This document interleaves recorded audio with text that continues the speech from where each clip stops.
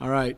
Appreciate you guys getting on. Hope everybody's having a good day. I apologize for being a little bit late. We had a young guy scrimmage a little bit here, and it went a little overtime. So we had to get a few snaps in coming from the stadium. So I apologize walking up a little late. So let's do this. Let me just kind of talk, because I know you're going to ask me about bye week. So let me just kind of talk about it and tell you what we're doing, and kind of describe what we're doing this week as we go into the weekend. And I know that because that'll be some of your questions. And then I got a few. Let me give you some injury updates. And then we'll open it up for questions. All right. So the last couple days, really the last 48 hours, we've been really self-reflecting, kind of doing all of our self-scout stuff, how people look at us, and breaking us down just in the last 3 games in terms of Big 8 play. We would do that. This is normal for a bye week for us on Monday and Tuesday. And really, practice yesterday was just us and a big fundamental practice. Some of the things that came out of that is how we do that is we look at it from individual personnel decisions as well as calls, down and distance, field position, all these breakdowns, things that are good, things that are maybe we have not done so well. And then within the category of not done so well, some of that we're going to need to probably move on and throw out, and some of it we're going to need to improve on. And then what do we do well, and then try to expand on that.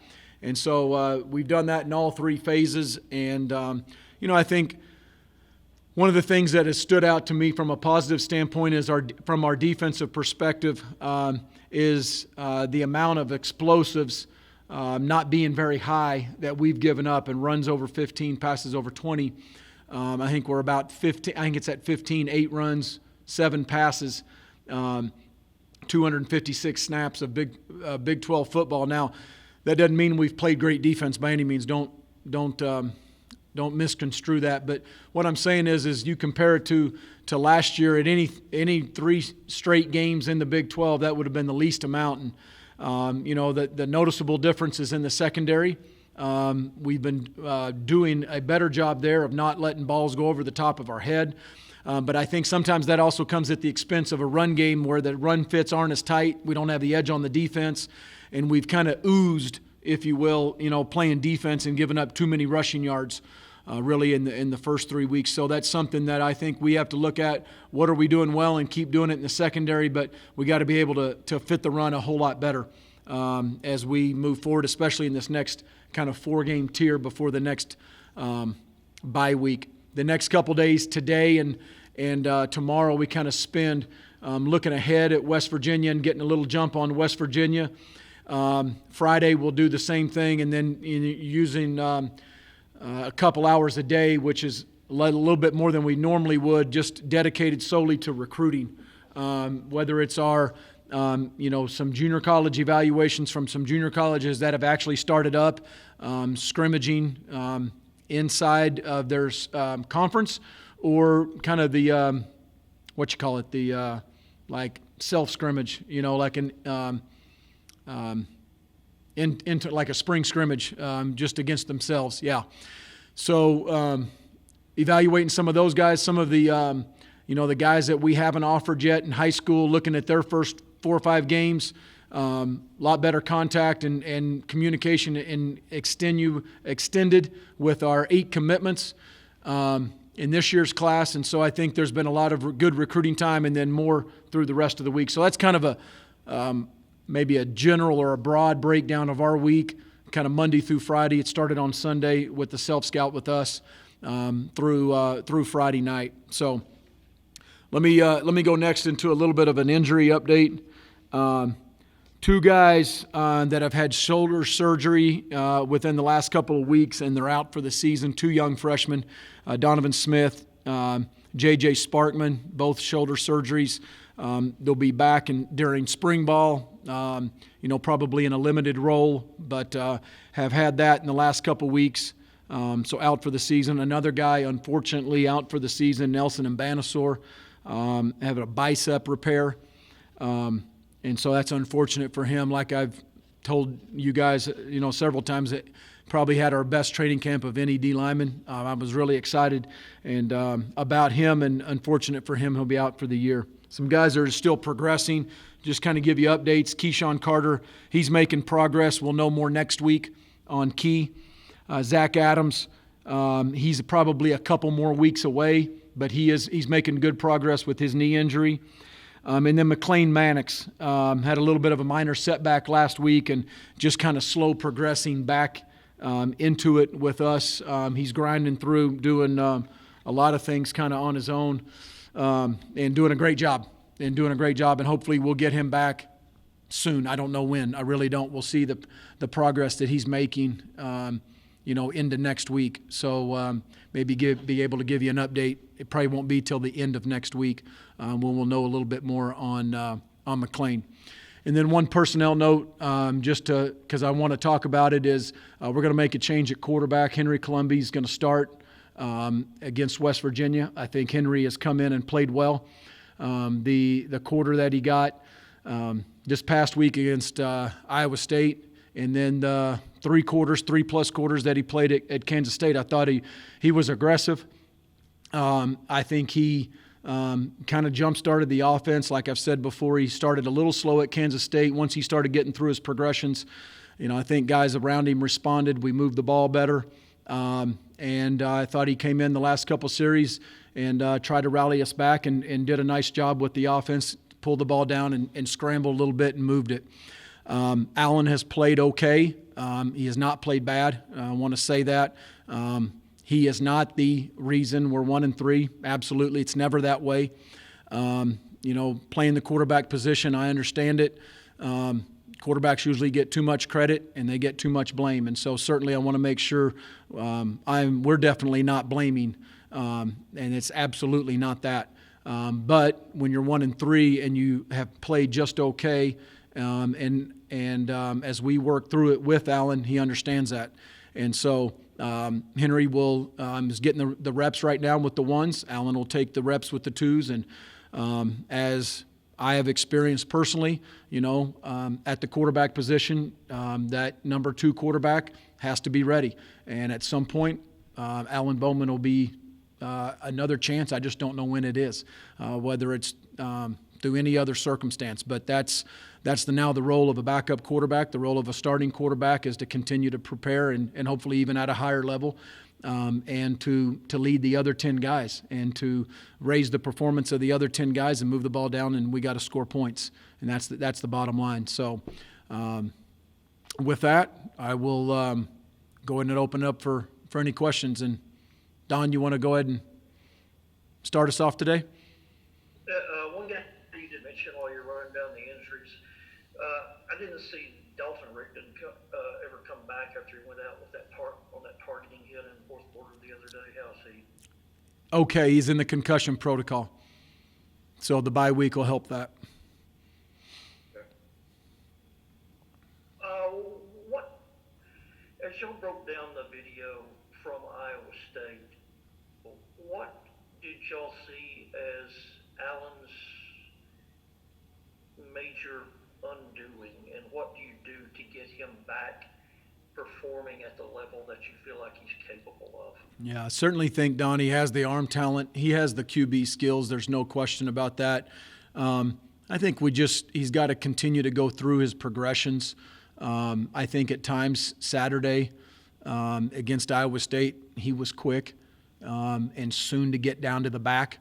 We've got to go through the quick game and make sure we're getting ourselves into the right quick game, and getting through those progressions and being and playing comfortable in that, in terms of taking what the defense gives us, but yet being aggressive and going through those progressions, if you will. Just simply, I think, getting through some stuff a little quick. Don? Go ahead, Don.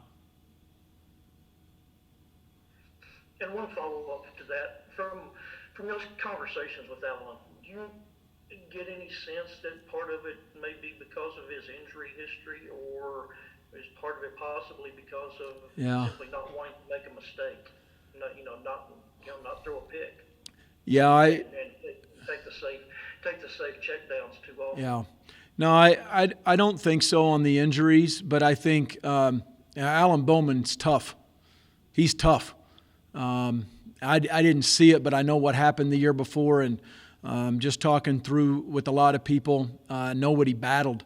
Or I guess I should say I understand what he battled that year. I saw him firsthand live in front of my face at the Arizona game with the collarbone. I mean, one of the guttiest performances I've ever seen from a quarterback. He's tough. He's tough-minded. He's physically tough. I love that about Allen. And so that's never come up, Don. I've never heard him say it, nor do I even suspect it one bit. But I think when things aren't going well, I think there's times where we all, coaches and players, and not just the QB position, but you don't want to be wrong, and but yet you're trying to stay aggressive and stay within your calls or stay within your system, and the need to just cut it loose and to play needs to be there for all of us as players and coaches. So that certainly could be part of it, Don, but I do not think the injury is part of it. Go to Jarrett. Hey, Coach, how you doing? Good. How are you, Jarrett? Good. Hey, just philosophically, do you feel like a dual threat quarterback is the better fit for Coach Yost's offense or not, and why? Well, I think in terms of the QB, when I think of dual threat, Jared, I think of Lamar Jackson. I think of a guy that could actually Well, I mean, you asked me philosophically what a dual threat quarterback. I think a guy that could legit run. I think of like Chucky Keaton, who's coaching for me. That is a legit dual threat quarterback who can equally throw it like a drop back quarterback, but yet he can run, and he's got open field one-on-one moves as well as the speed to hurt people where you have to put QB run game in your offense. Okay? I think all of our quarterbacks need to have the ability to escape, and that's what we want in every quarterback in this system. So from, and I know David can even go through all of his QB history, and he certainly coached different types of quarterbacks from a physical standpoint. But I think the ability to move in the pocket, I think the ability to throw on the run, the ability to make decisions on the run and be accurate while you're throwing it, but yet be able to pull down and scramble and hurt the defense, or even have a little bit of QB run game in just to keep them honest, if you will. And if we want to call that dual threat, then that's good. I just think, and so does David, we have to have the ability to have a QB be able to move in the pocket if it breaks down, or maybe I should say when it breaks down, because at times it will break down. And so I think when you ask me in terms of this offense, I certainly think you could have in this offense a pocket passer who has limited mobility, but I think it really limits what you can do. And then you mentioned the scrimmage, the kind of youngster scrimmage. Can you share some of the youngsters who stood out today? Yeah, and let me qualify that youngster scrimmage, because I think I did say that, but the guys that scrimmaged are guys that have really probably played less than 100 snaps this season. So I had juniors out there, even a few seniors, just trying to get some reps. We thudded it. We did not go live. We just thudded it. Didn't go to the ground. Well, some guys fell to the ground, but we tried to stay up. I think, a couple of the guys that just stood out to me early was Cam White, a junior college safety who hasn't played much, and just trying to catch up with the system. He made a couple plays out there today. Was good to see. Taj Brooks made a couple plays. Caleb Rogers. Again, I think Caleb's played just under 50 snaps of the year, if I'm right, somewhere right in there, and he continues to get better. Caleb Rogers got a bright future here. I saw Landon Peterson do a couple good things today, both those tackles. So those are some of the. I haven't watched the tape yet. That's why I was late getting in here. But I just coming off the field. Those are kind of guys that flashed. Derek Lewis made a couple plays. Young freshman, true freshman linebacker. And Philip Blitty, that dude's going to be a good player. I like Philip a lot, and he is really learning and really soaking up Coach Randolph's teaching. LB Moore is just gained weight. Wait till he gets out of Coach Scholes' weight room and our off-season programs for the next couple of years. LB Moore's got a bright future. The kid out of Tascosa and Amarillo, playing him at D end. Those are some guys that just kind of, as we have those, and we do those on Thursdays often before practice with some young guys. Those are guys that are kind of sticking out. Go to Sam Kahn. Hey, man. What's up, Sam? Good to see you. Good to see you. Thanks for coming on, man. No problem. When you look at your team the last few days, how much of where you are, in your opinion, is schematic and how much of it is personnel? In terms of being 1-3? Right. Yeah. I think we're always evaluating scheme, Sam, and our personnel. I believe our personnel is better than it was last year. I really do. I believe in our guys. I know our players. I go back to Sunday morning and seeing how many guys were in here Sunday morning on their off day and trying to get better and wanting to get better and watching tape, pulling position coaches out of meetings and these players, and I hope our fan base knows that, man. These guys, they want to win so bad. Nobody wants to win more than anybody in this building. I promise you. Our staff and our players and I know we were close the first 2 weeks. We didn't play good against Iowa State, and we've owned it. I said that. I say it today. But there's nobody that wants to get back out on that field and win more than these guys in this locker room and these coaches in this building and do that for Texas Tech and our fan base and everything. And these guys are grinding. They really do. They're coming in early. They're staying late, and they're sticking together, which is I think part of it right now, and fighting for each other. And our leadership committee and our captains have been really good, and so we continue to believe in them. But we're always looking at scheme, Sam. That's kind of what I had referred to this bye weeks especially on Monday and Tuesday, and seeing what we're doing well and what we're not doing well, and trying to improve what we're not doing well and throw some of the other stuff out and really expand on what we're doing well. So that is schematic, and there'll be a few personnel changes and trying to get the special teams still right. I don't think we've played well on special teams, and we need to be better there. And so some of that is scheme and personnel too, and we can be better at that. And you mentioned earlier you guys spent some time on recruiting. How different is it to not be out on the road on a bye week when you would be by a normal bye week in normal season, you would be on the road? And how does that impact how you guys evaluate guys when, for instance, certain guys that maybe you haven't seen a lot live? Yeah, it's harder. And it's harder, you just believe so much in your in-person evaluation, Sam, when you're in there, and you believe in going to see, and we do, straight line recruiting, state of Texas, man. I love going in those field houses and getting in front of that head coach or those coordinators that I've known for a long time and saying, all right, tell me, how is this guy? How is he really? Does he love ball or does he like ball? Does he like the attention of recruiting, or does the guy just want to get in a building and grind?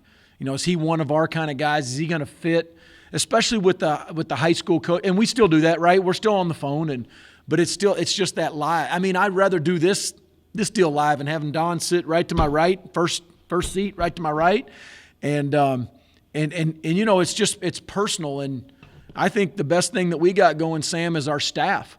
I really do. I got a bunch of great guys, and they're great recruiters.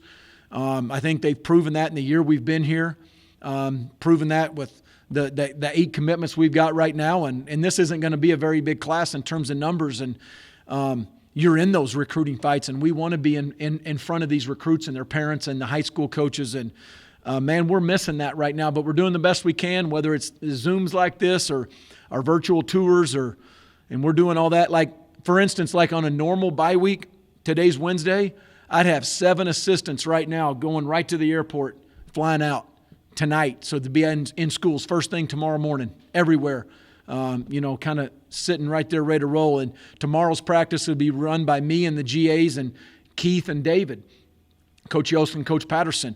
And then us 3 would have been on a plane probably at 6 o'clock and trying to be at a high school game by 7:30, all 3 of us, tomorrow night, finding a Thursday night game, and then all three of us would have been in schools all day Friday and multiple games on Friday night, and then who's playing JUCO? Oh, I guess the junior colleges aren't playing, but I guess if we're role playing and I was out, the junior colleges would be playing, so I'd be at a JUCO game on Saturday. Man, I miss it. I miss recruiting. I love recruiting. That's one of the things I really enjoy as a head coach, and I know that's going to be a big part of us turning this program around. But we're grinding, we're doing it, and but we're doing everything else everybody else is doing, just Zooms, FaceTimes, calls, just a lot more of those, and do the best you can. Go to Chuck. Yeah, Matt, kind of slightly off topic, but bear with me on this. We see more and more reports of coaches testing positive. I mean, Mike Norvell and news broke today that Nick Saban tested positive for COVID-19. I was just curious, from your standpoint, have you walked through kind of, I don't want to sound morbid, but a line of succession if you're not available, others are. And is it kind of weird when you're sitting down and doing that, or what's that like? Chuck, when we were sitting down doing it this summer, I think late July, everything was weird. So what we were doing just seemed kind of normal at that time. I mean, yeah, it was weird.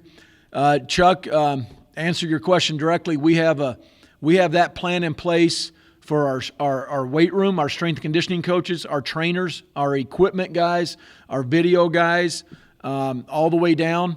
If a young GA tests positive, who moves into his or her spot? The head strength coach, who moves up and takes his role. Through my entire office, from ops, recruiting, everybody. We role played all that. So yeah, if I test positive and I'm not able to be, first of all, I think I'll be able to do, as long as I don't have symptoms and I'm okay, I can do these Zooms, and I'll do all the staff meetings, I'll do all the practice plans, I'll do my normal game prep, I'll do my normal team meetings and just do it by Zoom. And I think I've said this on here before, Keith Patterson would assume like the head coach duties if it was in a game.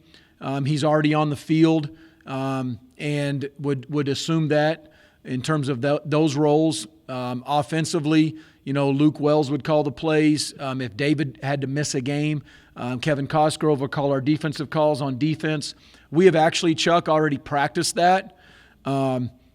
Not quite going down and staying home, but like in some of the periods and mini scrimmages and stuff in training camp, Coach Luke Wells and Coach Kevin Cosgrove have both called some of it just to practice a little bit, and the kids know that, our players know that, and they've kind of, I don't want to say got used to it, but they know what. I wanted to go through that in case it did happen, and those guys would be like, yeah, we're rolling. Coach Luke, Coach Cosgrove, Coach KP, let's roll. That's kind of what I just wanted them to be comfortable with it. So, yes, Chuck, I think we've gone through about everything.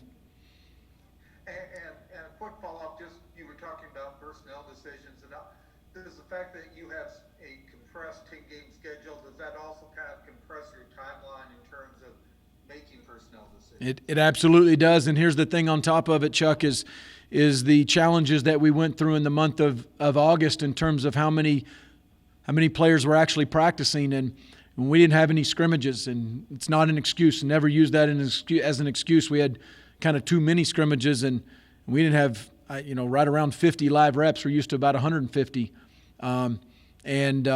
so yes, that does slow down those personnel decisions in terms of live work. And some guys do scrimmage better, some guys play better in games, and that Houston Baptist was for some of our guys a little bit of their first live action. It really was, and so yeah, it really has been, Chuck. Go to Leah, then we'll finish with Dawn. Hey Coach, how you doing? Good. How are you? Good. My Zoom dropped me at the beginning, so will you just restate your update on Keyshawn, and then I'll have a follow-up for you? Yeah, it's kind of slow progress, and we'll know a little bit more with him next week. And then, some of the adversity your team has faced early on with these losses in Big 12, is it hard for your guys to kind of stay off of social media or not be around that negativity negativity, or how are they keeping themselves focused and positive? Yeah, it's a great question. I don't know if they. First of all, we all know they're on it. I mean, that's today's world, and I know I'm not on it much, for better or for worse in season. We run. I do my own account and do it to promote our guys and our program, and I think negativity at them. I'm sure personal. Some handle it, I'm sure, more better than others, and we all understand that. The role that we've taken and the opportunity that we've taken, we all understand it's a privilege to play and to coach it, to work here at Texas Tech, and if there is negativity, that it's, I guess, that person's right to do that to a player or a coach, and I know it comes at me, and it's part of the territory, and you just wish it wouldn't go at players, and hope it doesn't come personal. And I don't know if you're referring to anything, because I really don't know, but our guys, we need to be thick-skinned, and we need to go out and we need to win, and we all understand that at that time things will turn when that happens. And I think the biggest thing for us is just when we walk into this building, I mean, we know we're safe, and we know we're fighting together, and they know they have allies in their coaches, and we have allies in each other, and we're all pulling together. There's nobody working harder than these guys in this locker room. There's nobody that wants to win more than these guys or our coaches, and we respect fans and their right to be upset and to be frustrated and to be happy, and I'll understand that it all goes with the territory in college sports. And you know what? The passion is what makes Texas Tech great too. I've seen it. I've seen it in other sports, and dang it, I want it to happen in football too. I want fans to be passionate and to pack the Jones when we can open the gates a little bit more, just because of COVID and all that. But I want them to come in and be loud and create a home field atmosphere. And I also know that they want to see a good product on the field, and we want to put that good product on the field. All right. Wrap up with Don.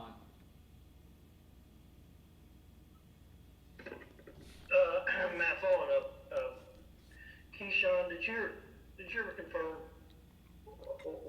what his injury is? It's an elbow injury. An elbow.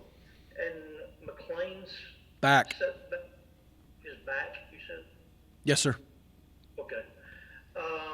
Going back to the recruiting questions, when you were a player, and when I was a young guy in this business, a lot of teams only had 2, 3, 4 commitments at this time of year, and recruiting classes were built in December and January, really a lot of times Right. in the 6-week before signing day. R.C. Slocum used to get 30 guys in a room at Texas A&M on a Sunday and get 12 or 15 commitments in one weekend. Are you more selective in giving scholarship offers the way it used to be? Because it seems like now teams throw out offers to any guy who has a 3-star ranking or higher. Are you more selective, or what's your philosophy on when you should offer a guy? Yeah, Don, we offer guys. We offer some when they're sophomores. We offered a guy as a senior maybe a week ago. No, not even a week ago. This weekend, that's a senior in this class, and by some standards, that's kind of late.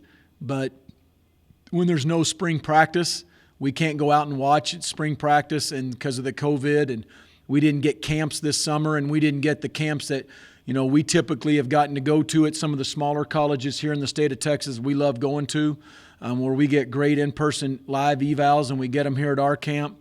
So there is sometimes there's some senior year tape that we are kind of grinding through for some guys that have their bodies have changed over the spring and the summer, and we haven't seen them, and seeing that. But Don, like last year's recruiting, our recruiting class last year, we had a whole lot more committed at this point last year. I think there's a combination of that. I think number one, we did have spring, we had the summer, we had summer official visits.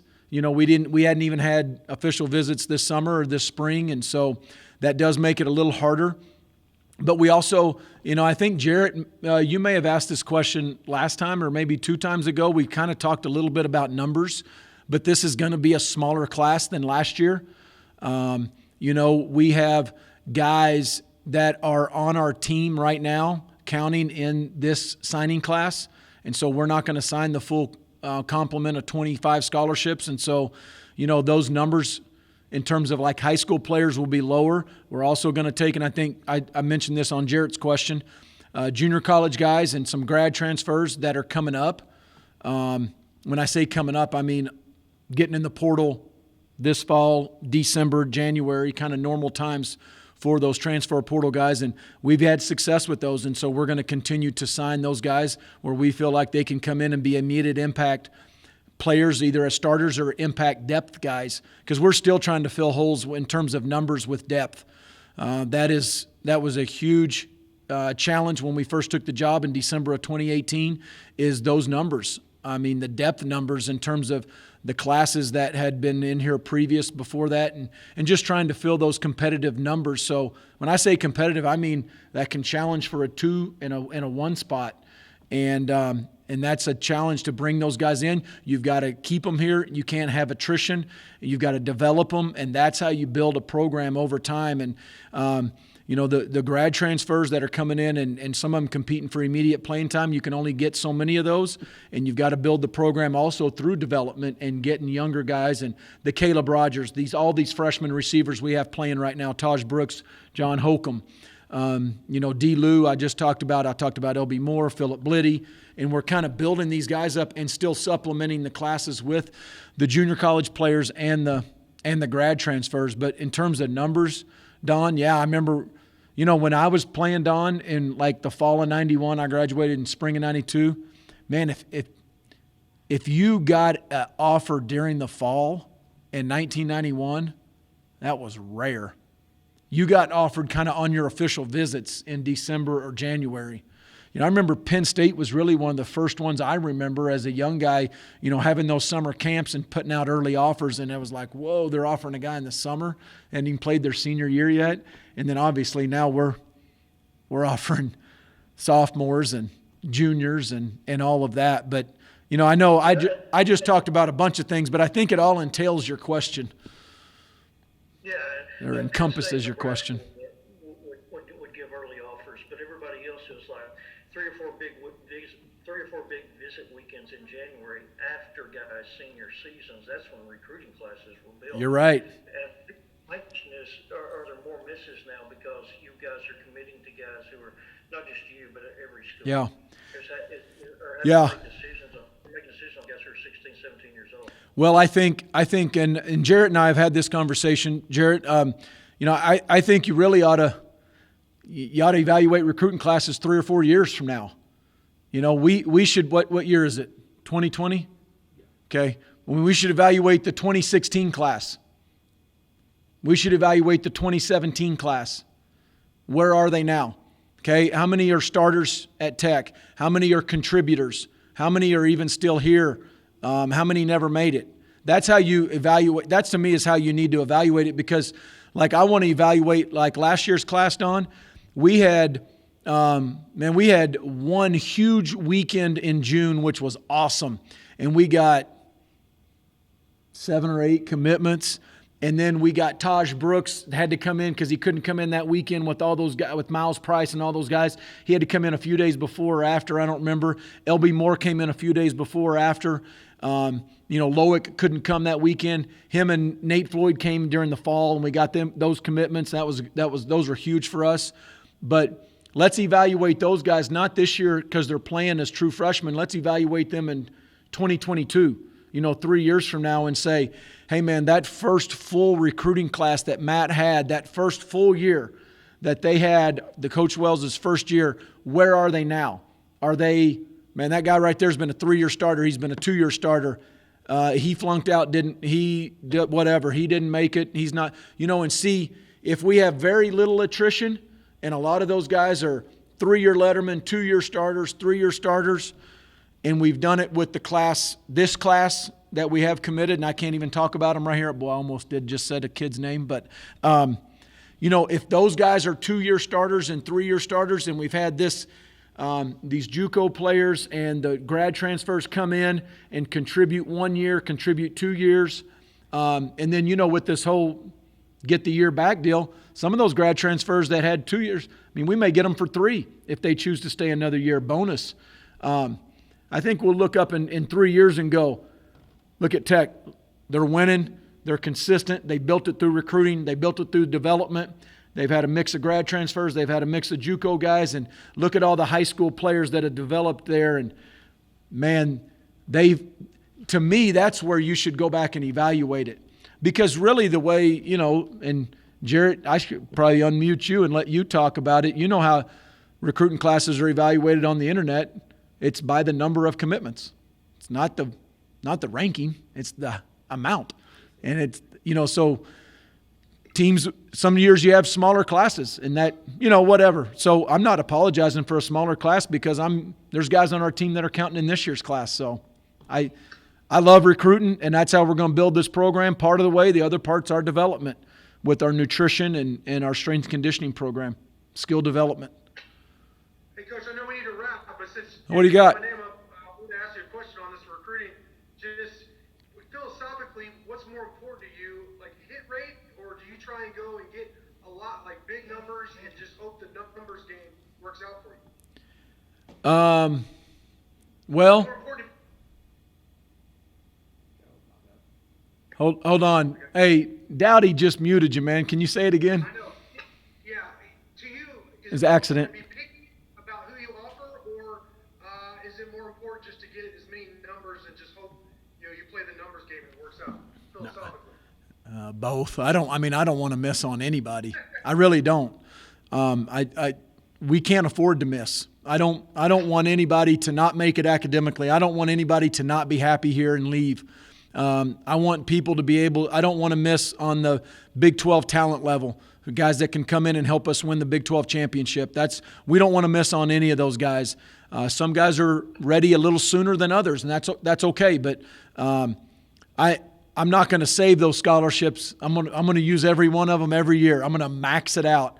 And if our compliance can ever give me more, I'm going to take more. So I don't want to miss on anybody. We really don't. Sometimes some decisions, Jarrett, take a little longer because you're trying to, dot I's and cross T's and make sure that guy's going to fit or qualify academically or whatever. And some guys you maybe got a little bit sooner feeling, a little bit quicker feeling, I should say, in terms of offering.